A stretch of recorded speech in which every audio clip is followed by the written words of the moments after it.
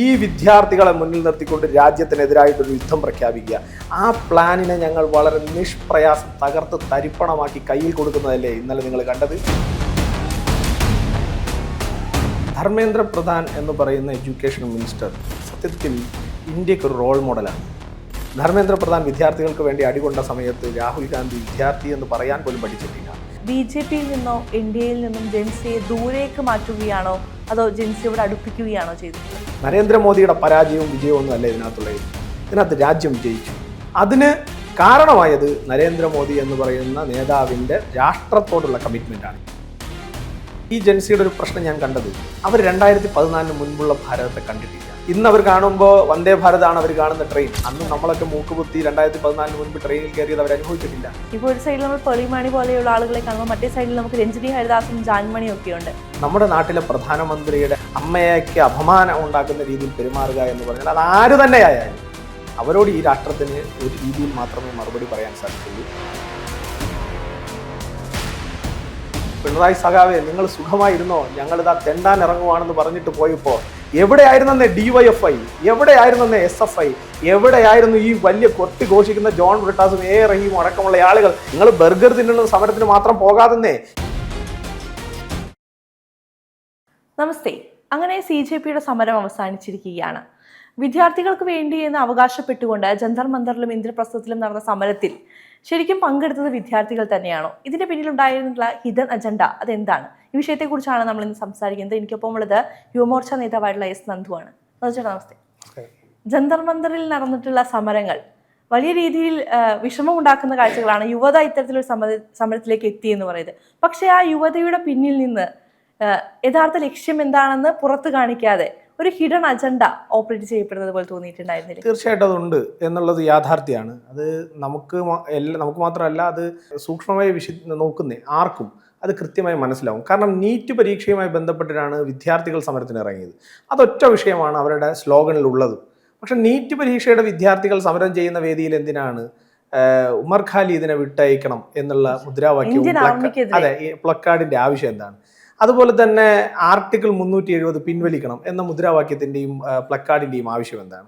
അതുപോലെ അവിടെ FCRA bill വരാൻ വേണ്ടി പാടില്ല എന്ന് പറഞ്ഞിട്ടുള്ള മുദ്രാവാക്യത്തിൻ്റെ ആവശ്യം എന്താണ്? പ്ലക്കാർഡിൻ്റെ ആവശ്യം എന്താണ്? അതുപോലെ ഇന്ത്യൻ ആർമിയെ, അതുപോലെ ഡൽഹി പോലീസിനെ, ശരി, ഡൽഹി പോലീസിനെതിരെ എഴുതുന്നതിൽ നമുക്കൊരു കാര്യമുണ്ടെന്ന് മനസ്സിലാക്കാം, അല്ലെങ്കിൽ അവർക്കൊരു വിരോധമുണ്ടെന്ന് മനസ്സിലാക്കാം. പക്ഷേ ഇന്ത്യൻ ആർമി, അവർ സമരം ചെയ്യുമ്പോൾ അവരല്ല യഥാർത്ഥ പോരാളികൾ എന്നുള്ള നിലയിൽ അവർ സമരം ചെയ്യുന്ന സമയത്തും അവർക്ക് വേണ്ടി കൂടി കാവൽ നിൽക്കുന്ന ഇന്ത്യൻ ആർമിയെ അപമാനിക്കുക എന്ന് പറഞ്ഞാൽ അത് രാജ്യത്തെ അപമാനിക്കുന്നതിന് തുല്യമല്ലേ? അപ്പോൾ അത്തരം നിലയിലുള്ള സ്ലോഗനുകൾ അവിടെ വരുന്നത് ഒരിക്കലും അത് വിദ്യാർത്ഥികളോ യുവാക്കളോ ചെയ്യുന്നതാണ് എന്ന് BJPയോ രാഷ്ട്രസ്നേഹികളായിട്ടുള്ള ആരും തന്നെ വിശ്വസിക്കുന്നില്ല, അല്ലെങ്കിൽ അങ്ങനെ വിചാരിക്കുന്നില്ല. കാരണം അവർക്ക് അവരുടെ ആവശ്യം എന്നുള്ളത് നീറ്റ് പരീക്ഷയുമായി ബന്ധപ്പെട്ടിട്ടുള്ള അവരുടെ വിദ്യാഭ്യാസവുമായി ബന്ധപ്പെട്ടിട്ടുള്ള ചില ആകുലതകൾ മാത്രമാണ് അവർക്കുള്ളത്. പക്ഷെ അവരെ ഫ്രണ്ടിൽ നിർത്തി അവരുടെ ഇടയിലേക്ക് നുഴഞ്ഞു കയറി ഈ രാജ്യത്ത് ഒരു ജൻസി കലാപത്തിന് സ്കോപ്പ് ഉണ്ടോ എന്ന് തിരഞ്ഞു നോക്കുന്ന ചില ആളുകളാണ് അവരെ ഷീൽഡാക്കി നിർത്തിക്കൊണ്ട് ഈ സമരത്തിന്റെ ബാക്ക് ഹാൻഡ് കൈകാര്യം ചെയ്തത്. സത്യത്തിൽ ഈ സമരം അവസാനിക്കപ്പെടുമ്പോൾ സത്യത്തിൽ ഇന്ത്യൻ സർക്കാർ, അല്ലെങ്കിൽ നരേന്ദ്രമോദിജിയുടെ സർക്കാർ അനാഥരാക്കിയത് ഇത്തരം രാജ്യദ്രോഹികളെയാണ്. ആരും എടുക്കാത്ത ചരക്കായി, ആർക്കും വേണ്ടാത്ത ആളുകളായി അവർ ഒറ്റപ്പെട്ട് ഇന്ന് ഡൽഹിയിലെ തെരുവോരങ്ങളിൽ അലഞ്ഞിരിഞ്ഞ് നടക്കുകയാണ്. അവർക്ക് കൂട്ടായി ചില ഇന്ത്യ മുന്നണിയിലെ ചില നേതാക്കന്മാരും ഉണ്ട് എന്നുള്ളതിനപ്പുറത്ത് മറ്റാരും അഭയമില്ലാതെ അവരിങ്ങനെ അലഞ്ഞിരിഞ്ഞ് നടക്കാൻ കാരണമായത് നരേന്ദ്രമോദിജിയുടെ ദീർഘവീക്ഷണവും ആ സർക്കാരിൻ്റെ നിലപാടുമാണ്. ആ നിലപാടിൻ്റെ വിജയമാണ്, ഇന്ത്യയിലെ യുവാക്കളുടെ വിജയമാണ്, ഇന്ത്യയിലെ വിദ്യാർത്ഥി സമൂഹത്തിന്റെ വിജയമായിട്ട് തന്നെയാണ് ഞങ്ങൾ ഇതിനെ നോക്കിക്കാണുന്നത്. ഇപ്പൊ നമുക്കറിയാം, കേന്ദ്രത്തെ മുട്ടുകുത്തിച്ചു, അല്ലെങ്കിൽ നരേന്ദ്രമോദി മുട്ടുമടക്കി എന്നുള്ള രീതിയിലാണ് ഇന്ത്യ മുന്നണി അടക്കം, അല്ലെങ്കിൽ രാഹുൽ ഗാന്ധി അടക്കം ഇതിനെ വലിയ രീതിയിൽ കൊട്ടി ആഘോഷിക്കുന്നത്. പക്ഷേ ഇതിൽ ശരിക്കും പരാജയിതരാണ് എന്ന് നമ്മൾ വിശ്വസിക്കുന്നത് രാഹുൽ ഗാന്ധിയാണ്. ഒരു പ്രതിപക്ഷ നേതാവ് എന്ന നിലയ്ക്ക് അദ്ദേഹം ഈ സമരത്തിൽ പങ്കെടുത്തതുമായി ബന്ധപ്പെട്ട് അവിടെ കാട്ടിക്കൂട്ടിയ കാര്യങ്ങളൊക്കെ ആണെങ്കിൽ അതെടുത്ത് നോക്കുമ്പോൾ ശരിക്കും ആരാണ് പരാജയപ്പെട്ടത്? അല്ല, ഇതിനകത്ത് ഇപ്പോൾ ഇന്ത്യ മുന്നണിക്ക് ഒരു നറേറ്റീവ് ഉണ്ടാക്കണം. ശരി, ഞങ്ങൾ പരാജയപ്പെട്ടു നിങ്ങൾ പറഞ്ഞെന്ന് പറഞ്ഞാൽ ഞങ്ങൾക്ക് എന്താ കുഴപ്പം? ഞങ്ങൾ ആരോടാ പരാജയപ്പെട്ടത്? രാജ്യവിരുദ്ധരോടല്ല, രാഷ്ട്രവിരുദ്ധരോടല്ല, കോൺഗ്രസിനോടോ കമ്മ്യൂണിസ്റ്റ് പാർട്ടിയോടോ ഇന്ത്യ സഖ്യത്തോടോ അല്ല ഞങ്ങൾ പരാജയപ്പെട്ടത്. ഞങ്ങൾ പരാജയപ്പെട്ടിട്ടുണ്ടെങ്കിൽ തന്നെ അത് ആ പരാജയം ഞങ്ങൾക്ക് സംഭവിച്ചത് അല്ലെങ്കിൽ സമ്മാനിച്ചത് ഈ നാട്ടിലെ യുവാക്കളാണ്, അടുത്ത തലമുറയാണ്. അവരോട് ഞങ്ങൾക്ക് ഒരു ഈഗോയും ഇല്ല. അവർ ഞങ്ങൾ തന്നെയാണ്. ഞങ്ങളെപ്പോലെ ഈ നാട് നാളെ വളർന്നു കാണണമെന്ന് ആഗ്രഹിക്കുന്നവർ തന്നെയാണവർ. അവർക്ക് ഏതെങ്കിലും തരത്തിലുള്ള ഒരു ബുദ്ധിമുട്ട് സംഭവിച്ചിട്ടുണ്ടെങ്കിൽ, ആ ബുദ്ധിമുട്ടിൽ അവർക്കുണ്ടായ വിഷമം അവർ പ്രകടിപ്പിച്ചിട്ടുണ്ടെങ്കിൽ, ആ വിഷമത്തിന് പരിഹാരം കാണാൻ ഉത്തരവാദിത്തപ്പെട്ടവർ തന്നെയാണ് ദില്ലിയിൽ ഭരിക്കുന്നത്. അത് നരേന്ദ്രമോദിജി ആയാലും ധർമ്മേന്ദ്ര പ്രധാൻജി ആയാലും ആര് തന്നെ ആയാലും അതിന് ഉത്തരം കാണേണ്ടവർ തന്നെയാണ് അവർ എന്ന ഉത്തരവാദിത്ത ബോധത്തോടു കൂടി തന്നെയാണ് അവർ ഈ വിഷയത്തിൽ ഇടപെട്ടത്. പിന്നെ നരേന്ദ്രമോദിയെ മുട്ടുകുത്തിച്ചു, അല്ലെങ്കിൽ BJP-യെ ഞങ്ങൾ അങ്ങ് താഴ്ത്തി കളഞ്ഞു എന്നൊക്കെ ചിന്തിക്കുന്നവർ മനസ്സിലാക്കേണ്ട ഒരു കാര്യം, നിങ്ങൾ എവിടെയാണ് ഈ സമരത്തിൽ? കോൺഗ്രസ് എവിടെയാണ് ഈ സമരത്തിൽ? ഈ പറയുന്ന ഇടതുപക്ഷം എവിടെയാണ് ഈ സമരത്തിൽ? ഈ സമരത്തിൽ ഇപ്പോൾ CJP എന്ന് പറയുന്ന ഓൺലൈൻ പാർട്ടി നടത്തിയ ഈ സമരത്തിനകത്ത് വിദ്യാർത്ഥികളും യുവാക്കളും ഞങ്ങൾ അംഗീകരിക്കുന്നു, നിങ്ങളോടൊന്ന് ചർച്ച ചെയ്യാൻ പോലും ആരും തയ്യാറായില്ലല്ലോ. ഇപ്പോൾ ഒരു നിലപാട്, ഇപ്പോൾ ഇവരുടെയൊക്കെ പിന്തുണയോടുകൂടിയാണ് CJP സമരം നടത്തിയതെങ്കിൽ സ്വാഭാവികമായിട്ടും ഒരു അനുരഞ്ജന ചർച്ചയ്ക്ക് ഇരിക്കുന്ന സമയത്ത് ഇവരെ കൂടി ഉൾപ്പെടുത്തിക്കൊണ്ടല്ലേ അനുരഞ്ജന ചർച്ച നടക്കേണ്ടത്, അല്ലെങ്കിൽ ഇവരോടുകൂടി അഭിപ്രായം ചോദിച്ചിട്ടല്ലേ അവർ സമരം പിൻവലിക്കേണ്ടത്.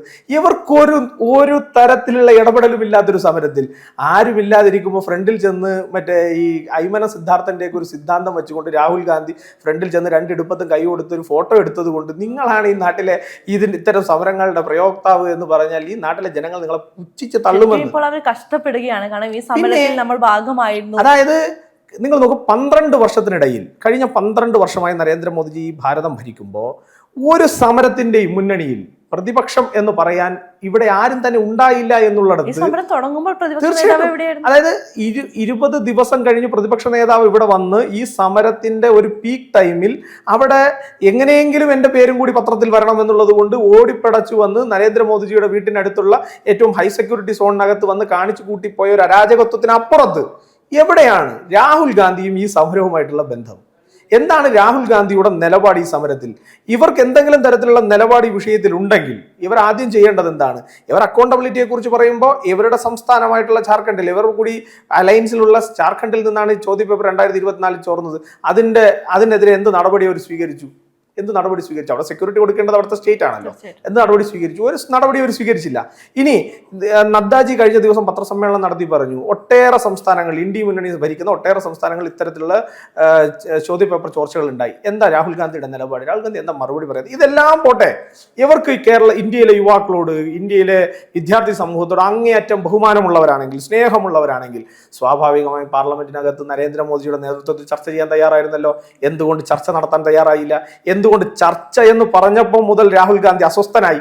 എന്തുകൊണ്ട് ചർച്ച എന്ന് പറയുമ്പോൾ തൊട്ട് അവിടുത്തെ പ്രതിപക്ഷ പാർട്ടികളെല്ലാം തന്നെ എണീറ്റ് ഓടാൻ വേണ്ടി തയ്യാറായി? അതിന്റെ കാരണം ഇവരെല്ലാ കാലത്തും ജനാധിപത്യത്തെ ധ്വംസിച്ചവരും, എല്ലാ കാലത്തും ഇന്ത്യൻ യുവാക്കളെ പരിഹസിച്ചവരും, എല്ലാ കാലഘട്ടത്തിലും ഇന്ത്യൻ യുവാക്കളെ അവജ്ഞയോടെ തള്ളിക്കളഞ്ഞവരുമാണ് കോൺഗ്രസ് എന്നുള്ളത് തന്നെയാണ് അതിന്റെ യാഥാർത്ഥ്യം. ഇവിടെ CPM ഇടതുപക്ഷം സമരം ചെയ്യുകയാണ്. എന്തിനു വേണ്ടിയിട്ടാണ്? ഇന്ത്യയിലെ യുവാക്കൾക്ക് വേണ്ടിയിട്ടാണ്. എന്ത് വിഷയത്തിനാണ് സമരം ചെയ്യുന്നത്? ചോദ്യപേപ്പർ ചോർന്നു എന്ന് പറഞ്ഞിട്ടാണ് സമരം ചെയ്യുന്നത്. കഴിഞ്ഞ 10 വർഷത്തിനുള്ളിൽ PSC-ക്കകത്ത് നടന്നതൊക്കെ എന്തൊക്കെയാണ്? കേരളത്തിനകത്തുള്ള PSC ഉദ്യോഗാർത്ഥികൾ, ആ ഉദ്യോഗാർത്ഥികളുടെ മുഴുവൻ ശാപം പേറുന്ന ഒരു സർക്കാർ ആയിരുന്നില്ലേ ഈ പറയുന്ന ഇടതുപക്ഷത്തിന്റെ സർക്കാർ? നിങ്ങൾ നോക്കൂ, തിരുവനന്തപുരത്ത് ഇവർ ഡൽഹിയിലൊക്കെ പോയല്ലോ. ഞാൻ ചോദിക്കുന്നത്, ശിവദാസൻ അടക്കമുള്ള MP-മാർ, റഹീം അടക്കമുള്ള MP-മാർ, ജോൺ ബ്രിട്ടാസ് അടക്കമുള്ള MP-മാർ ഇവിടെ വരണം. തിരുവനന്തപുരത്ത് സെക്രട്ടേറിയറ്റിന്റെ മുന്നിൽ നിങ്ങളുടെ 10 വർഷത്തെ ഭരണത്തിന്റെ മിച്ചമായി കുറെ അധികം കുട്ടികൾ അവിടെ ഇരിക്കുന്നുണ്ട്.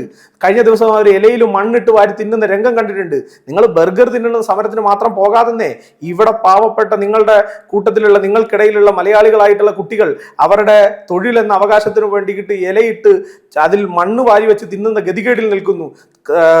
സെക്രട്ടേറിയറ്റിന് ചുറ്റും അവർ മുട്ടിലഴഞ്ഞിട്ട് മുട്ടിലെ തൊലി പൊട്ടി കരഞ്ഞുകൊണ്ട് അവരിയ്ക്കുന്നു.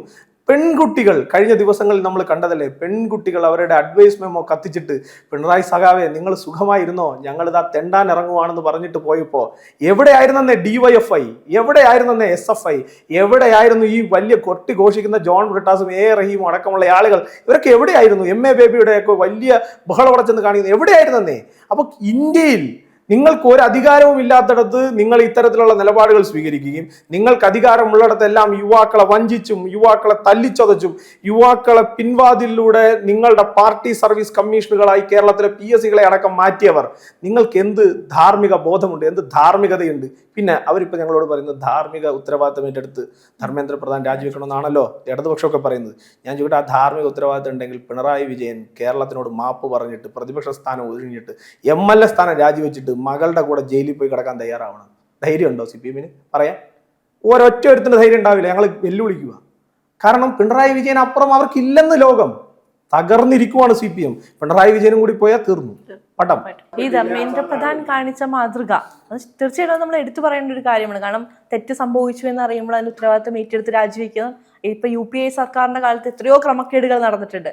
പക്ഷെ ഇത്തരത്തിലുള്ള ഒരു നടപടി നമ്മൾ കണ്ടിട്ടില്ല. ഇപ്പൊ കേരളത്തിൽ ഇപ്പൊ ചേട്ടൻ പറഞ്ഞതുപോലെ PSCയുമായി ബന്ധപ്പെട്ട ഒരുപാട് പ്രക്ഷോഭങ്ങൾ ഇപ്പോഴും നടക്കുന്നുണ്ട്, മുൻപും നടന്നിട്ടുണ്ട്. അപ്പോഴും ഇത്തരം ഒരു രാജിയിലേക്കോ അല്ലെങ്കിൽ ഒന്ന് മാപ്പ് പറയാനോ അല്ലെങ്കിൽ അവരെ പോയി കണ്ടൊന്ന് സമാധാന ചർച്ചയ്ക്ക് ഇരിക്കാനോ ആരും തയ്യാറായിട്ടില്ല. അവിടെയാണ് ഇത്തരത്തിലൊരു മാതൃക NDA സർക്കാർ മുന്നോട്ട് വെക്കുന്നത്. ഇത് ശരിക്കും ഇടതു സർക്കാരിനും അല്ലെങ്കിൽ കോൺഗ്രസ്, കേരളം ഭരിക്കുന്ന കോൺഗ്രസിനും എല്ലാം ഏറ്റവും ഒരു തിരിച്ചടി തന്നെയല്ലേ? അല്ല, ഇതിനകത്ത് നോക്കൂ, ധർമ്മേന്ദ്ര പ്രധാൻ എന്ന് പറയുന്ന എഡ്യൂക്കേഷൻ മിനിസ്റ്റർ സത്യത്തിൽ ഇന്ത്യക്ക് ഒരു റോൾ മോഡലാണ്. മെയ് 3-ാം തീയതി പരീക്ഷ നടക്കുന്നു. മെയ് 4-ാം തീയതി ഈ പരീക്ഷയുടെ ചോദ്യപേപ്പർ ചോർന്നതായിട്ട് NTA പുറത്തു പറയുന്നു. ഇവിടുത്തെ ഒരു പ്രതിപക്ഷ പാർട്ടിയും പറഞ്ഞിട്ടല്ല ഇത് പുറത്തു വന്നത്. NTA തന്നെ നേരിട്ട് ഇത്തരം വിഷയം ഇന്നടത്ത് നിന്ന് ഇത് ചോർന്നിട്ടുണ്ട് എന്ന് കൃത്യമായി മനസ്സിലാക്കി അത് രാജ്യത്തെ വിദ്യാർത്ഥികളുടെ ഭാവിയെ ബാധിക്കുമെന്ന് കണ്ടുകൊണ്ട് എക്സാം റദ്ദ് ചെയ്ത് അതിനോടൊപ്പം CBI അന്വേഷണത്തിലേക്ക് ഈ വിഷയം പോകുന്നു. CBI അന്വേഷണത്തിൻ്റെ ഭാഗമായി 14-13 പേർ അറസ്റ്റ് ചെയ്യപ്പെടുന്നു. ആ അറസ്റ്റ് ചെയ്യപ്പെട്ടവരെല്ലാവരും ഇന്ന് തുറങ്കിനകത്തുണ്ട്. യാഥാർത്ഥ്യമാണത്. അതിനോടൊപ്പം ധർമ്മേന്ദ്ര പ്രധാൻ എന്ന് പറയുന്ന ഇന്ത്യയിലെ എഡ്യൂക്കേഷണൽ മിനിസ്റ്റർ, അദ്ദേഹം തന്നെ നേരിട്ട് വന്ന് വിദ്യാർത്ഥികളുടെ മുൻപാകെ പറയുന്നു, ഇത് എൻ്റെ തെറ്റാണ്. നിങ്ങൾ നോക്കൂ, ഇന്ത്യയിൽ 2014 മുൻപും ഭരണങ്ങൾ ഉണ്ടായിരുന്നു. ആ കാലഘട്ടങ്ങളിലൊക്കെ ചോദ്യപേപ്പറുകൾ ചോർന്നിട്ടുണ്ട്. ഏതെങ്കിലും ഒരു എഡ്യൂക്കേഷൻ മിനിസ്റ്റർ ഇത്തരത്തിലുള്ള നിലപാടെടുക്കാൻ തയ്യാറായിട്ടുണ്ടോ? പക്ഷേ ധർമ്മേന്ദ്ര പ്രധാൻ എന്ന് പറയുന്ന BJPയുടെ നേതാവ് അതിന് തയ്യാറായി. അദ്ദേഹം അവിടെ വന്നിരുന്നു. ആ കുട്ടികളോട് പറഞ്ഞു, ഞാൻ ഖേദിക്കുന്നു, എൻ്റെ തെറ്റാണ്, ഞാൻ നിങ്ങളോട് ക്ഷമ ചോദിക്കുന്നു. ഇന്ത്യയിലെ വിദ്യാർത്ഥി സമൂഹത്തോട്, ഇന്ത്യയിലെ യുവാക്കളോട് ഞാൻ ക്ഷമ ചോദിക്കുന്നു. ഇനിമേലിൽ ഇത്തരത്തിലൊരു സംവിധാനം ഉണ്ടാവാതിരിക്കാൻ വേണ്ടിയിട്ട് കമ്പ്യൂട്ടർ ബേസ്ഡ് ടെസ്റ്റിംഗ് ലൈനിലേക്ക് ഞാൻ ഇതിനെ മാറ്റാൻ വേണ്ടി തീരുമാനിച്ചു.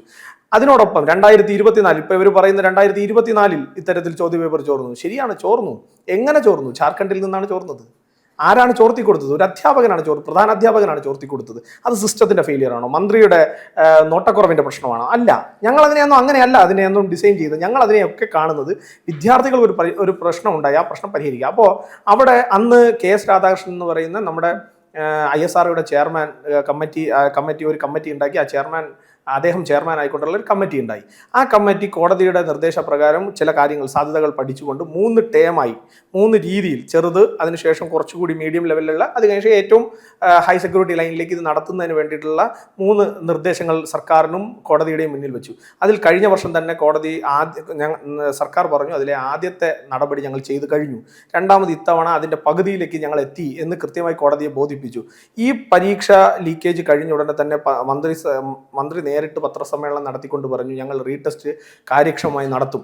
അതിനുശേഷം നിങ്ങൾ നോക്കൂ, രാജ്യം എത്രത്തോളം പ്രതീക്ഷയോടുകൂടിയാണ്, സർക്കാർ എത്രത്തോളം ഉത്തരവാദിത്വത്തോടു കൂടിയാണ് ഈ പരീക്ഷ നടത്താൻ വേണ്ടിയിട്ട് തയ്യാറായത്. അവർ എയർഫോഴ്സിൻ്റെ ലോജിസ്റ്റിക്സ് ഉപയോഗിക്കുന്നു, അതുപോലെ തന്നെ നമ്മുടെ സേനാ വിഭാഗങ്ങളുടെ, അതുപോലെ പ്രാദേശികമായ ഭരണകൂടങ്ങളുടെയൊക്കെ മികവാർന്ന ഒരു നിരീക്ഷണം ഈ വിഷയത്തിൽ കൊണ്ടുവരുന്നു. അത്തരം നിരീക്ഷണത്തിൻ്റെ അടിസ്ഥാനത്തിൽ ഒരു കുറ്റവും പറയാൻ കഴിയാത്ത രീതിയിൽ റീടെസ്റ്റ് നടക്കുന്നു. ആ റീടെസ്റ്റ് നടന്ന് ജൂലൈ മാസം 16-ാം തീയതി അതിൻ്റെ റിസൾട്ടും പ്രഖ്യാപിച്ച് ആ കുട്ടികൾ ആഗ്രഹിച്ച ഡ്രീമിലേക്ക് നടന്നു തുടങ്ങിയതിന് ശേഷമാണ് BJP പൊളിറ്റിക്കലായ ഒരു മറുപടി ഈ വിഷയത്തിൽ പറയാൻ തുടങ്ങിയത്. കാരണം ഞങ്ങൾക്ക് നിങ്ങളെപ്പോലെ രാഷ്ട്രീയമല്ല ആദ്യം, ഞങ്ങൾക്ക് രാഷ്ട്രമാണ് ആദ്യം, രാഷ്ട്രീയം രണ്ടാമത്തെ വിഷയമാണ്. അതുകൊണ്ട് തന്നെ രാഷ്ട്രം ആദ്യമാകുമ്പോൾ രാഷ്ട്രത്തിൻ്റെ അടുത്ത തലമുറ എന്ന് പറയുന്നത് ഞങ്ങളെ സംബന്ധിച്ചിടത്തോളം ഏറ്റവും പ്രധാനപ്പെട്ടതാണ്. അവരെ അവരുടെ ഡ്രീമിലേക്ക് വിടുക എന്നുള്ളതായിരുന്നു ഞങ്ങളുടെ ആദ്യത്തെ ആവശ്യം. അതിനു മുൻപ് നിങ്ങൾ ഞങ്ങളെ കല്ലെറിഞ്ഞു, ചെളിയെറിഞ്ഞു, നിങ്ങൾ ഞങ്ങൾക്കെതിരെ കോലാഹലങ്ങൾ ഉണ്ടാക്കി, ഞങ്ങൾ ഒരു മറുപടിയും പറഞ്ഞില്ലല്ലോ. ഞങ്ങൾ സമാധാനമായി ആ കുട്ടികളുടെ ഡ്രീമിലേക്ക് കടത്തിവിടാൻ വേണ്ടി ശ്രമിച്ചു. അവർ കൃത്യമായി അവരുടെ ഡ്രീമിന് പുറകെ പോയി. എന്നിട്ട് ഞങ്ങൾ രാഷ്ട്രീയമായി മറുപടി പറയാൻ തുടങ്ങി. ഞങ്ങൾ ചെയ്ത നിലപാടുകൾ ഞങ്ങൾ ഉയർത്തിപ്പിടിച്ചു. പക്ഷെ അവിടെയൊക്കെ ഒരു പൊളിറ്റിക്കൽ കൊണ്ടുവന്ന്, ഒരു പൊളിറ്റിക്കൽ ചലഞ്ചാക്കി ഇതിനെ കൊണ്ടുവന്ന് നിർത്തിയിട്ട് ഇതിൽ കുട്ടികളെ ഷീൽഡാക്കി മുന്നിൽ നിർത്തി, പുറകിൽ നിന്ന് ഞാൻ ഈ പറഞ്ഞ ആസാദി, തുക്കിടെ മുദ്രാവാക്യങ്ങൾ പണ്ട് വിളിച്ചിരുന്നവർ ഇന്ന് പുതിയ ചില മുദ്രാവാക്യങ്ങൾ, NRC റദ്ദ് ചെയ്യണം, അതുപോലെ തന്നെ ആർട്ടിക്കിൾ 370 റദ്ദ് ചെയ്യണം, അതുപോലെ ഉമർ ഖാലിദിനെ വിട്ടയക്കണം, അതുപോലെ മറ്റു പല ആവശ്യങ്ങളും അതിനകത്ത് ഉയർന്നിട്ടുണ്ട്. ഇന്ത്യൻ ആർമിയെ തെറി വിളിച്ചുകൊണ്ടുള്ള പ്ലക്കാർഡുകൾ ഉൾപ്പെടെയുള്ള കാര്യങ്ങൾ അതിനകത്ത് വന്നു. അപ്പോൾ ഇത്തരം മുദ്രാവാക്യം വിളിക്കുന്നവരുടെ ലക്ഷ്യം എന്താണ്? ഈ വിദ്യാർത്ഥികളെ മുന്നിൽ നിർത്തിക്കൊണ്ട് രാജ്യത്തിനെതിരായിട്ടൊരു യുദ്ധം പ്രഖ്യാപിക്കുക. ആ പ്ലാനിനെ ഞങ്ങൾ വളരെ നിഷ്പ്രയാസം തകർത്ത് തരിപ്പണമാക്കി കയ്യിൽ കൊടുക്കുന്നതായിരുന്നു. എന്നതല്ലേ ഇന്നലെ നിങ്ങൾ കണ്ടത്? അതൊന്നാമത്തെ കാര്യം. രണ്ടാമത്തെ കാര്യം, ഇവർ ആഗ്രഹിച്ചിരുന്നത് എന്താ? JNUവിലെ ഒരു സ്റ്റുഡൻസ് മൂവ്മെന്റിന്റെ അവരെ കൺസോൾട്ടേറ്റ് ചെയ്യാൻ വേണ്ടിയിട്ട് ഉണ്ടാക്കിയിട്ടുള്ള ഒരു വാട്സപ്പ് ഗ്രൂപ്പിനകത്ത് അവർ പരസ്പരം ഈ വിദ്യാർത്ഥികൾ പരസ്പരം സംസാരിക്കുന്നതിനകത്ത് ഒരു വിദ്യാർത്ഥി പറയുകയാണ്, ഇതിനകത്ത് നിന്നൊരു ഷഹീദിനെ കിട്ടിയാൽ, ഒരു രക്തസാക്ഷിയെ കിട്ടിയാൽ നാളെ നരേന്ദ്രമോദിയുടെ ഭരണം നമുക്ക് അട്ടിമറിക്കാം. അപ്പോൾ ഇവരുടെ ഉദ്ദേശം എന്താണ്? പാവപ്പെട്ട വിദ്യാർത്ഥികളിൽ ഒരാളെ രക്തസാക്ഷിയാക്കി നിർത്തിക്കൊണ്ട് ഈ രാഷ്ട്രത്തിനെതിരായി യുദ്ധം ചെയ്യുക. അതിൽ നിന്നുകൊണ്ട്, ആ തീയിൽ നിന്നുകൊണ്ട് ഒരിക്കലും കിട്ടില്ല എന്ന് കോൺഗ്രസ് പാർട്ടിക്ക് ഉറപ്പുള്ള പ്രധാനമന്ത്രി പദത്തിലേക്ക് രാഹുൽ ഗാന്ധിയെ അവരോധിക്കാൻ വേണ്ടിയിട്ടുള്ള നെറികെട്ട പണി, ആ നെറികെട്ട പണിയുടെ ചെകിട്ടത്തേറ്റ മുറിവാണ് ഇന്നലെ CJP കെട്ടുകെടുക്കയൊക്കെ എടുത്തുകൊണ്ട് തിരിച്ചു പോയപ്പോൾ ഇന്ന് കോൺഗ്രസിന്റെ നേതാക്കന്മാർ എന്താ പറയുന്ന ആരുമില്ലാതെ അനാഥരായി തെരുവിൽ നിൽക്കുന്നത്. അപ്പോൾ ഇത് രാജ്യമാണ് വിജയിച്ചത്. നരേന്ദ്രമോദിയുടെ പരാജയവും വിജയവും ഒന്നും അല്ല ഇതിനകത്തുള്ളത്. ഇതിനകത്ത് രാജ്യം വിജയിച്ചു, രാജ്യത്തിൻ്റെ താല്പര്യങ്ങൾ വിജയിച്ചു, രാജ്യത്തെ വിദ്യാർത്ഥി യുവജന സമൂഹം വിജയിച്ചു. അതിന് കാരണമായത് നരേന്ദ്രമോദി എന്ന് പറയുന്ന നേതാവിൻ്റെ രാഷ്ട്രത്തോടുള്ള കമ്മിറ്റ്മെൻ്റാണ്. ഞങ്ങൾ അതിനെ ആ ദിശയിലാണ് കാണുന്നത്. അല്ലാതെ ഞങ്ങളുടെ വ്യക്തിപരമായ വിജയവും പരാജയവും ഒന്നുമല്ല. ഞാൻ ചോദിക്കട്ടെ, നിങ്ങൾ ധർമ്മേന്ദ്ര പ്രധാനെക്കുറിച്ച് നിങ്ങൾക്ക് അറിവുണ്ടെങ്കിൽ, ധർമ്മേന്ദ്ര പ്രധാൻ ABPയുടെ ഒരു ചെറിയ നേതാവായി തുടങ്ങിയ ആളാണ്. ധർമ്മേന്ദ്ര പ്രധാൻ വിദ്യാർത്ഥികൾക്ക് വേണ്ടി അടികൊണ്ട സമയത്ത് രാഹുൽ ഗാന്ധി വിദ്യാർത്ഥി എന്ന് പറയാൻ പോലും പഠിച്ചിട്ടില്ല. ആ രാഹുൽ ഗാന്ധിയുടെ മുന്നിലൂടെ ധർമ്മേന്ദ്ര പ്രധാൻ എന്ന് പറയുന്ന നേതാവ് ഇന്ന് നടന്നു നീങ്ങിയിട്ടുണ്ടെങ്കിൽ അദ്ദേഹം മനസ്സിലാക്കേണ്ടത്, അദ്ദേഹം ചവിട്ടിപ്പോയ ഓരോ കാൽപ്പാടുകളും അത്ര ഉറച്ച കാൽപ്പാടുകളാണ്. നിങ്ങളൊരു രാഷ്ട്രീയ സ്വയംസേവക സംഘത്തിലൂടെ വളർന്നു വന്ന ഒരു ABPക്കാരനെ സംബന്ധിച്ച് ഏതെങ്കിലും ഒരു മന്ത്രി പദവി അദ്ദേഹത്തിന് വലിയ കാര്യമാണെന്ന് നിങ്ങൾ ചിന്തിക്കുന്നുണ്ടോ? ആ മന്ത്രി പദവി പോയി കഴിഞ്ഞാൽ ധർമ്മേന്ദ്ര പ്രധാൻ എന്ന് പറയുന്ന സ്വയം സേവകനോ ധർമ്മേന്ദ്ര പ്രധാൻ എന്ന് പറയുന്ന BJP നേതാവോ തകർന്നു പോകുമെന്ന് നിങ്ങൾ കരുതുന്നുണ്ടോ? BJPയുടെ ഓരോ പ്രവർത്തകനെ സംബന്ധിച്ചിടത്തോളം ഏതൊരു അധികാര സ്ഥാനവും ഒരു സ്ഥാനലബ്ധിയും അത് ഈ നാട്ടിലെ സാധാരണക്കാരന് വേണ്ടി പ്രവർത്തിക്കാനുള്ള അവൻ്റെ അവസരം മാത്രമാണ്. അത് നഷ്ടപ്പെട്ടു എന്ന് പറഞ്ഞ് അവൻ അമിതമായി വിഷമിക്കാനും പോകുന്നില്ല, അത് ലഭിച്ചു എന്ന് പറഞ്ഞ് അമിതമായി സന്തോഷിക്കാനും പോകുന്നില്ല. അവനെ സംബന്ധിച്ചിടത്തോളം ആദ്യത്തെയും അവസാനത്തെയും കൺസേൺ രാഷ്ട്രമാണ്. രാഷ്ട്രത്തിന് വേണ്ടി ജീവിതം സമർപ്പിക്കാമെന്ന് പറഞ്ഞ് ഇറങ്ങി നിൽക്കുന്ന ഞങ്ങൾ ഓരോരുത്തരെയും സംബന്ധിച്ച് ഒരു മന്ത്രി പദവിക്ക് എന്ത് വിലയുണ്ടെന്ന് മനസ്സിലാക്കാൻ പറ്റാത്തവരാണ് ഈ കരയുന്നത്. തീർച്ചയായിട്ടും. പേളിമാണിയുമായി ബന്ധപ്പെട്ട പേളിമാണി ഒരു പോസ്റ്റ് ഇട്ടിട്ടുണ്ടായിരുന്നു. അത് പേളിമാണി പറയുന്നു, എനിക്കിഷ്ടമുള്ള നിറം സാഫ്രോൺ ആണ് എന്ന് പറഞ്ഞു. അതിന്റെ പേരിൽ പേളിമാണി ഇന്ന് അനുഭവിക്കുന്ന ഒരു സൈബർ അറ്റാക്ക് ഉണ്ട്. പേളിമാണി അതിനെ കരുത്തുറ്റ രീതിയിൽ തന്നെ നേരിടുന്നുണ്ട്. പക്ഷെ എന്നാലും എനിക്കിഷ്ടമുള്ള നിറം സാഫ്രോൺ ആണ് എന്ന് പറഞ്ഞതിൽ ആർക്കാണ് ഇത്ര പ്രശ്നം? അവരുടെ ഒരു അഭിപ്രായം അല്ലെങ്കിൽ അവരുടെ ഒരു ഇഷ്ടം അവർ തുറന്നു പറയുമ്പോൾ എന്തിനാണ് അതിനെ ഇത്രയും തോന്നെ ഭയക്കേണ്ട ആവശ്യകത? എന്താണ് ഞാൻ മനസ്സിലാക്കുന്നത്, സാഫ്രോൺ എന്നവർ പറയുന്നതിനോടൊപ്പം അവർ പറയുന്നുണ്ട് ഇന്ത്യൻ പതാകയിലെ സാഫ്രോൺ കളർ എന്ന് പറയുന്നുണ്ട്. അപ്പോൾ ഇന്ത്യൻ പതാകയിൽ നിന്ന് സാഫ്രോൺ എന്ന് പറയുന്ന കളർ നീക്കം ചെയ്യണമെന്ന് രാഷ്ട്രീയമായി ആഗ്രഹിക്കുന്ന ചില ആളുകളുണ്ട്. അവരാണ് ഈ പറയുന്ന സൈബർ അറ്റാക്കുകളുടെ പിന്നിൽ. അവർ മനസ്സിലാക്കേണ്ട ഒരു കാര്യം, നിങ്ങൾ എത്രയൊക്കെ അടിച്ചമർത്താൻ ശ്രമിച്ചാലും, എത്രയൊക്കെ മറ്റു രീതിയിലുള്ള വിദ്യാഭ്യാസപരമായിട്ടുള്ള പുസ്തകങ്ങളിൽ നിന്ന് ഈ നാടിൻ്റെ ചരിത്രം എടുത്തു മാറ്റാൻ ശ്രമിച്ചാലും, ഈ നാട്ടിൽ നിന്ന് ചരിത്ര സ്മാരകങ്ങളായിട്ടുള്ള നമ്മുടെ അഭിമാന സ്തംഭങ്ങളായിട്ടുള്ള കാര്യങ്ങളെയൊക്കെ എടുത്തു മാറ്റാൻ നിങ്ങൾ ശ്രമിച്ചാലും, നിങ്ങൾ മനസ്സിലാക്കേണ്ടത് ഓരോ ഭാരതീയൻ്റെ രക്തധമനികൾക്കകത്തും അവൻ ഭാരതീയനാണ് എന്ന് പറയുന്ന ഒരു അഭിമാനമുണ്ട്. ആ അഭിമാനം മറ്റേതെങ്കിലും ഒരു സ്ഥലത്ത് നിന്ന് വന്ന് ഇവിടെ കുടിയേറിയവർക്ക് കിട്ടാൻ സാധ്യതയില്ല. അത് ഈ നാട്ടിൽ ജനിച്ച്, ഈ നാട്ടിൻ്റെ മണ്ണിൽ ചവിട്ടി, ഇവിടുത്തെ വെള്ളം കുടിച്ച്, ഇവിടുത്തെ വായു ശ്വസിച്ച്, ഇവിടെ ഈ മണ്ണിൽ ചവിട്ടി നിന്നവന് ആ അഭിമാനം ഉണ്ടാവും. ആ അഭിമാനത്തെ ചോദ്യം ചെയ്യാനൊന്നും ഇത്തരക്കാർക്ക് സാധിക്കില്ല എന്നുള്ളതാണ് ഞാൻ മനസ്സിലാക്കുന്നത്. പിന്നെ പേർളി മാണിയെ പോലെയുള്ള ഒട്ടേറെ ആളുകൾ, അത് പേർളി മാണി നമ്മൾ സെലിബ്രിറ്റി ആയിട്ടാണ് ചർച്ച ചെയ്യുന്നത്, അങ്ങനെയുള്ള ഒട്ടേറെ ആളുകൾ ഈ രാഷ്ട്രത്തിനോടൊപ്പം ഈ വിഷയത്തിൽ ഈ പറഞ്ഞ അജണ്ട തിരിച്ചറിഞ്ഞ ചില ആളുകൾ, ഇവരുടെ ഉദ്ദേശം ഇതല്ല എന്ന് തിരിച്ചറിഞ്ഞ ചില ആളുകൾ കൃത്യമായി ഈ വിഷയത്തെ നറേറ്റ് ചെയ്തിട്ടുണ്ട്. അതായത് ഇത് ഞങ്ങൾ ആദ്യമൊക്കെ സപ്പോർട്ട് ചെയ്ത പല ആളുകളും ഇന്ന് പറയുന്നുണ്ട്, ഞങ്ങളത് അറിയാതെ പറ്റിപ്പോയതാണ്, സപ്പോർട്ട് ചെയ്തു പോയതാണ്, വിദ്യാർത്ഥികളായതുകൊണ്ട് ചെയ്തതാണ്. പക്ഷെ അതിൻ്റെ പുറകിൽ ഇങ്ങനെ ഒരു അജണ്ടയുണ്ടായിരുന്നു എന്ന് ഞങ്ങൾ ആരും മനസ്സിലാക്കിയിരുന്നില്ല. ആ മനസ്സിലാക്കലുകൾ വന്ന സമയത്ത് കൃത്യമായി ഇതിനെതിരായിട്ടുള്ള നിലപാട് സ്വീകരിച്ചത് എന്തുകൊണ്ടാണ്? ഇതിനെതിരായിട്ട് നിലപാട് സ്വീകരിക്കുന്നതെന്ന് പറഞ്ഞാൽ അവർ ഭാരതീയരായതുകൊണ്ടാണ്. അവർക്ക് ആദ്യത്തെ കൺസേൺ രാഷ്ട്രമാണ്. അവർ വിദ്യാർത്ഥികളെ കൺസേൺ ചെയ്തത് എന്തുകൊണ്ടാണ്? ഈ രാഷ്ട്രത്തിൻ്റെ അടുത്ത തലമുറ എന്നുള്ള നിലയിലാണ് കൺസേൺ ചെയ്തത്. അങ്ങനെ വിദ്യാർത്ഥികൾക്ക് വേണ്ടി, ഈ രാഷ്ട്രത്തിന് വേണ്ടി പോരാടാൻ ഇറങ്ങിയവരെ സംബന്ധിച്ചിടത്തോളം, അല്ലെങ്കിൽ ഈ രാഷ്ട്രത്തിലെ വിദ്യാർത്ഥികൾക്ക് വേണ്ടിയിട്ട് ഐക്യപ്പെട്ടവരുടെ മനസ്സിൽ ഈ രാഷ്ട്രത്തിനോടാണ് ഭക്തി. അതിൽ സഫ്രോൺ എന്ന് പറയുന്ന കളറിന് എന്തുമാത്രം പങ്കുണ്ട് എന്ന് അറിയണമെങ്കിൽ ഈ നാടിൻ്റെ പൈതൃകം അറിയണം, ഈ നാട് എന്താണെന്നും കൂടി അറിയണം. അതറിയാത്തവർ ഇങ്ങനെ കുറേ കാര്യങ്ങൾ ചെയ്യും. ഇപ്പോൾ ഒരു സൈഡിൽ നമ്മൾ പേളിമാണി പോലെയുള്ള ആളുകളെ കാണുമ്പോൾ മറ്റേ സൈഡിൽ നമുക്ക് രഞ്ജിനി ഹരിദാസും ജാൻമണിയും ഒക്കെ ഉണ്ട്. ഇപ്പോൾ ഒരു കാലഘട്ടം വരെ ജാൻമണിയോട് വലിയ വെറുപ്പായിരുന്നു സമൂഹ മാധ്യമത്തിന്. പക്ഷേ ഇന്ന് ഏറ്റവും പ്രിയപ്പെട്ട സമൂഹ മാധ്യമത്തിന്റെ ഒരാളായി മാറിയിരിക്കുകയാണ് മേക്കപ്പ് ആർട്ടിസ്റ്റ് ആയിട്ടുള്ള ജാൻമണി.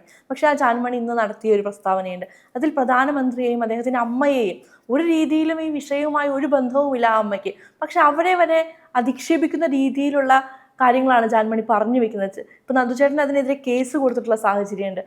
എങ്ങനെയാണ് ആ വിഷയത്തെ നോക്കിക്കാണുന്നത്? അല്ല, ഒരു സ്ത്രീ, നമ്മളെപ്പോഴും പറയും സ്ത്രീകൾ പൂജിതരായിട്ടുള്ളൊരു രാജ്യമാണ് നമ്മുടേത്. നമ്മുടെ രാഷ്ട്രത്തിൽ സ്ത്രീകൾക്ക് പ്രത്യേകമായൊരു മാനമുണ്ട്. അമ്മ എന്ന കൺസെപ്റ്റിന് വലിയ മാനമുണ്ട്. അപ്പോൾ നമ്മൾ ഭാരതാംബ എന്ന വാക്ക് ഉപയോഗിക്കുന്നത് തന്നെ ഒരു അമ്മ എന്ന സങ്കല്പത്തിൽ നമ്മൾ ഈ ഭാരതത്തെ കാണുന്നതുകൊണ്ടാണ്. അങ്ങനെയുള്ളൊരു നാട്ടിൽ, നമ്മുടെ നാട്ടിലെ പ്രധാനമന്ത്രിയുടെ അമ്മയെ വിളിക്കുക, അമ്മയെ മോശമായി പറയുക, ചിത്രീകരിക്കുക, അമ്മയ്ക്ക് അപമാനം ഉണ്ടാക്കുന്ന രീതിയിൽ പെരുമാറുക എന്ന് പറഞ്ഞാൽ അത് ആര് തന്നെയായാലും അവരോട് ഈ രാഷ്ട്രത്തിന് ഒരു രീതിയിൽ മാത്രമേ മറുപടി പറയാൻ സാധിക്കുള്ളൂ. ആ രീതി ഇന്ന് ജനാധിപത്യ കാലത്ത് അത് മാന്യമായ നിയമപരമായ നടപടിയാണെങ്കിൽ അതിലല്ലാത്ത രീതികളും ഈ നാട്ടിൽ ഉണ്ടായിരുന്നു. സ്ത്രീയെ കൈവച്ചാൽ ആ കൈവെട്ടി മാറ്റണം എന്ന് ചിന്തിച്ചിരുന്ന ഒരു കാലഘട്ടം ഈ നാട്ടിൽ ഉണ്ടായിരുന്നു. അപ്പോൾ അമ്മ എന്ന സങ്കല്പത്തിന് എത്രത്തോളം പവിത്രത നമ്മൾ കൊടുക്കുന്നു എന്നുള്ളത് അത് നമുക്ക് അമ്മയോടുള്ള അറ്റാച്ച്മെൻ്റ് ആണ്. നമുക്ക് നമ്മുടെ അമ്മയെക്കുറിച്ച്, നമുക്കൊരു അമ്മയുണ്ടെങ്കിൽ ആ അമ്മയെ നമ്മൾ എങ്ങനെയാണ് കാണുന്നത് എന്നുള്ളത് വച്ചിട്ടാണ് നമ്മൾ മറ്റുമ്മമാരെ ചിത്രീകരിക്കുക. അപ്പോൾ ഞാൻ എൻ്റെ അമ്മയെ എത്രത്തോളം നന്നായി, എൻ്റെ അമ്മ എത്രത്തോളം എനിക്ക് മൂല്യമുള്ളതാണോ അതനുസരിച്ചിട്ടായിരിക്കും ഞാൻ മറ്റുള്ളവരുടെ അമ്മയെ, ഇപ്പോൾ ശില്പയുടെ അമ്മയായാലും മറ്റുള്ളവരുടെ അമ്മയൊക്കെ ഞാൻ കാണുന്നത് എൻ്റെ അമ്മയെ കാണുന്ന അതേ മൂല്യത്തിലായിരിക്കും. അപ്പോൾ അതൊക്കെ അവരുടെ സംസ്കാരമാണ്. ആ സംസ്കാരത്തിനൊന്നും മറുപടി പറയാൻ ഞാനാണില്ല. പക്ഷേ അത് രാജ്യത്ത് അനുവദിക്കാൻ കഴിയുന്നൊരു മാതൃകയല്ല. രാജ്യത്ത് അത്തരം മാതൃകകൾ ഒരു കാലഘട്ടത്തിലും അനുവദിക്കാൻ സാധിക്കില്ല. ഇവരൊക്കെ ചില നക്കാപ്പിച്ച കാശിന് വേണ്ടിയിട്ട്, ആരുടെയെങ്കിലും ഒക്കെ ഓശാരത്തിന് വേണ്ടിയിട്ടാണ് ഈ പണിക്കിറങ്ങുന്നത്. ആ പണിക്കിറങ്ങിയാൽ കൃത്യമായി നിയമപരമായി അവർ നേരിടാനുള്ള സൗകര്യം അല്ലെങ്കിൽ സാധ്യതകൾ ഇന്ന് രാജ്യത്തുണ്ട്. ആ രാജ്യത്തെ നിയമപരമായിട്ടുള്ള എല്ലാ സാധ്യതകളും ഉപയോഗിച്ചുകൊണ്ട് രാജ്യത്തിൻ്റെ പ്രധാനമന്ത്രിയെയും അദ്ദേഹത്തിൻ്റെ അമ്മയ്ക്ക് രാഷ്ട്രീയം എന്താ? അമ്മയ്ക്ക് എന്താ രാഷ്ട്രീയം? ആ അമ്മയെ പോലും മോശമായി പറയുക എന്ന് പറഞ്ഞാൽ ഇവരൊക്കെ ഏത് രാജ്യത്താ, ഏത് ലോകത്താ ജീവിക്കുന്നത്, ഏത് കാലഘട്ടത്തിലാണ് ജീവിക്കുന്നതെന്ന് എനിക്കറിയില്ല. അത്തരം ആളുകളെ ഒന്നും ഞാൻ അതിൽ കൂടുതൽ വൈകാരികമായി പറഞ്ഞാൽ ചിലപ്പോൾ ഞാനെന്ന് പറയുന്ന മകനിൽ നിന്ന് പല വാക്കുകളും വരും. അത് ചിലപ്പോൾ ഒരു ചർച്ചയിൽ പറയേണ്ടതായിരിക്കില്ല. അപ്പോൾ എൻ്റെ അമ്മയെ പറയും പോലെയാണ് എൻ്റെ നാട്ടിലെ ഏതൊരു അമ്മയും പറയുന്നത് എന്ന് കാണുന്ന ഒരാൾക്ക് അത് വിഷമമുണ്ടാക്കും. സ്വാഭാവികം പ്രധാനമന്ത്രി നരേന്ദ്രമോദിജിയുടെ അമ്മയെ സംബന്ധിച്ചിടത്തോളം ഭാരതത്തിനും ലോകത്തിനും ഇത്തരത്തിലൊരു മകനെ സംഭാവന ചെയ്യാൻ കഴിഞ്ഞൊരു അമ്മ, ആ അമ്മ ഈശ്വരന്മാർക്കൊപ്പം ഉണ്ടാവും എന്ന് വിശ്വസിക്കുന്ന ഒരു പൊതുപ്രവർത്തകനാണ്. സ്വാഭാവികമായിട്ടും അങ്ങനെ ഒരാളെ സംബന്ധിച്ചിടത്തോളം ഇത്തരം കാര്യങ്ങൾ കേട്ടുകൊണ്ടിരിക്കുക അല്ലെങ്കിൽ കണ്ടുകൊണ്ടിരിക്കുക അത് സാധിക്കില്ല. അതുകൊണ്ട് പരാതിക്ക് പോയി. ഇനി അവർ വിചാരിക്കുന്നത് കേവലമായ ഒരു പരാതിയിൽ തീരുമെന്നാണെങ്കിൽ ഞങ്ങളിപ്പോൾ അവരുടെ എക്കണോമിക് സോഴ്സസ് കൂടി അന്വേഷിക്കണമെന്നുള്ള നിലപാടിലാണ് ഞങ്ങളുള്ളത്. ഞങ്ങളതിൽ കൃത്യമായി ആ കേസുമായിട്ടുള്ള മുന്നോട്ട് പോകുന്ന എല്ലാ നിലയിലും ആ കേസിൻ്റെ ഓരോ സ്റ്റെപ്പിലും മുന്നോട്ട് പോകും. എൻ്റെ അമ്മയ്ക്ക് വേണ്ടി ഞാൻ എങ്ങനെ പ്രവർത്തിക്കുമോ അത്തരത്തിൽ തന്നെ ഈ വിഷയത്തിൽ ഞാൻ മുന്നോട്ട് പോകും എന്നുള്ളതാണ് എൻ്റെ സ്റ്റാൻഡ്.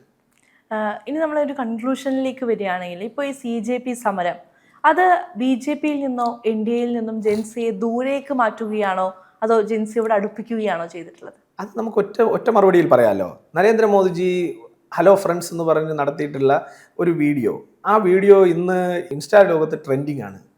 അപ്പോൾ ജെൻസി ഞങ്ങളോടൊപ്പമാണോ അകന്നാണോ നിൽക്കുന്നത്? അപ്പോൾ സ്വാഭാവികമായിട്ട് അദ്ദേഹത്തിൻ്റെ 10 ലക്ഷം ഫോളോവേഴ്സാണ് അദ്ദേഹത്തിന് ആ ഒരൊറ്റ വീഡിയോ കൊണ്ട് കൂടിയത്.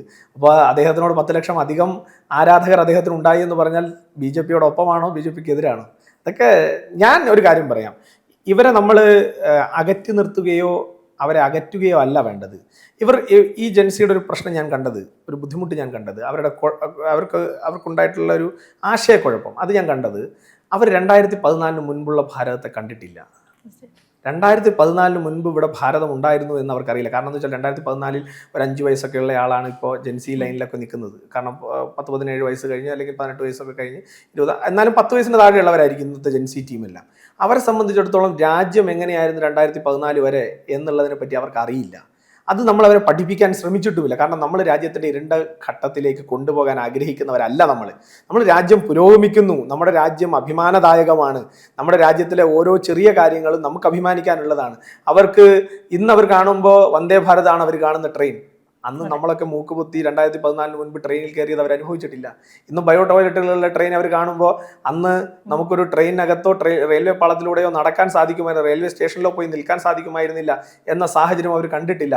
ഇന്ന് നമ്മൾ പോകുമ്പോൾ ഓരോ റെയിൽവേ സ്റ്റേഷനകത്തും വളരെ വലിയ സൗകര്യങ്ങളോട്, എയർപോർട്ടിനെ എയർപോർട്ടിനേക്കാൾ വലിയ രീതിയിലുള്ള സൗകര്യങ്ങളുള്ള റെയിൽവേ സ്റ്റേഷനുകളാണ് അവർ കാണുന്നത്. നമ്മളതല്ല കണ്ടത്. നമ്മൾ പണ്ട് ഒരു സ്കൂളിൽ പോയിരിക്കുമ്പോൾ, ഞാനും ശില്പയൊക്കെ ചിലപ്പോൾ ഒരു സ്കൂളിൽ പോയിരിക്കുന്ന സമയത്ത് ആ സ്കൂളിൽ കാലൊടിഞ്ഞ് നിൽക്കുന്ന ഒരു ബെഞ്ചിലായിരിക്കും ചിലപ്പോൾ നമ്മളൊക്കെ ഇരുന്ന് പഠിച്ചത്. പക്ഷേ ഇന്ന് സർക്കാർ സ്കൂളുകളുടെ അവസ്ഥ അതല്ല. PM ശ്രീയിൽ ഉൾപ്പെടുത്തിക്കൊണ്ട് വലിയ രീതിയിലുള്ള മുന്നോട്ട് പോക്കുണ്ടായിട്ടുണ്ട്. പണ്ട് ലാബുകളിൽ നിന്ന് നമ്മളൊരു എക്സ്പെരിമെന്റ് ചെയ്യണമെങ്കിൽ പല സാധനങ്ങൾ, ടെസ്റ്റ് ട്യൂബ് അടക്കം നമ്മൾ വാങ്ങിക്കൊണ്ട് പോകണം. ഇന്ന് നമ്മൾ അടൽ ടിങ്കറിംഗ് ലാബുകൾ ഉൾപ്പെടെയുള്ള ലാബുകളിലാണ് അവർ പഠിക്കുന്നത്. അപ്പോൾ അവരെ സംബന്ധിച്ചിടത്തോളം രാജ്യത്ത് 2014 മുൻപുള്ള ഒരു സാഹചര്യത്തെക്കുറിച്ച് അവർക്ക് അറിയില്ല. അഴിമതിയും സ്വജനപക്ഷപാതവും കെടുകാര്യസ്ഥതയും രാജ്യത്തിനെതിരായിട്ടുള്ള ആക്രമണങ്ങളും. നിങ്ങൾ നോക്കൂ, രാജ്യത്ത് അകത്ത് കടന്നു കയറി വന്ന് രാജ്യത്ത് പട്ടാളക്കാരുടെ ശിരസ് ഖണ്ഡിച്ചുകൊണ്ട് പോകുമ്പോൾ രാജ്യരക്ഷാ മന്ത്രി തന്നെ ആ ശിരസ് കണ്ണിച്ചുകൊണ്ട് പോയവർക്കൊപ്പം നിൽക്കുന്ന ഒരു സാഹചര്യമായിരുന്നു 2014 മുൻപ്. അവർ കാണുമ്പോൾ എന്താ, പുൽവാമയിൽ ഒരു ആക്രമണം ഉണ്ടായിട്ടുണ്ടെങ്കിൽ മിനിറ്റുകൾക്കകം തിരിച്ചടിക്കുന്ന ഒരു രാജ്യത്തെയാണ് അവർ കാണുന്നത്. ഉറിയിൽ ഒരു സർജിക്കൽ സ്ട്രൈക്ക് നടത്തുന്ന രാജ്യത്തെയാണ് അവർ കാണുന്നത്. രാജ്യം ഏറ്റവും സമ്പന്നമായി നിൽക്കുന്ന, രാജ്യവും ഏറ്റവും മുന്നോട്ടേക്ക് കുതിക്കുന്ന ഒരു കാലഘട്ടത്തിൽ അവർ നോക്കുമ്പോൾ എക്സ്പ്രസ് ഹൈവേയിലൂടെയാണ് അവർ പോകുന്നത്. അവർക്ക് പണ്ട് എക്സ്പ്രസ് ഹൈവേ എന്ന ഒരു വിഷയം പറഞ്ഞാൽ പോലും യാഥാർത്ഥ്യമാകാത്തൊരു സാഹചര്യത്തെക്കുറിച്ച് അവർക്കറിയില്ല. 25 വർഷവും 30 വർഷവും കടലാസുകളിൽ കെട്ടിക്കിടന്ന വിഴിഞ്ഞം തുറമുഖത്തെക്കുറിച്ച് അവർക്കറിയില്ല. പക്ഷെ അവർ കാണുമ്പോൾ വിഴിഞ്ഞം തുറമുഖം യാഥാർത്ഥ്യമായിട്ടാണ് അവർ കാണുന്നത്.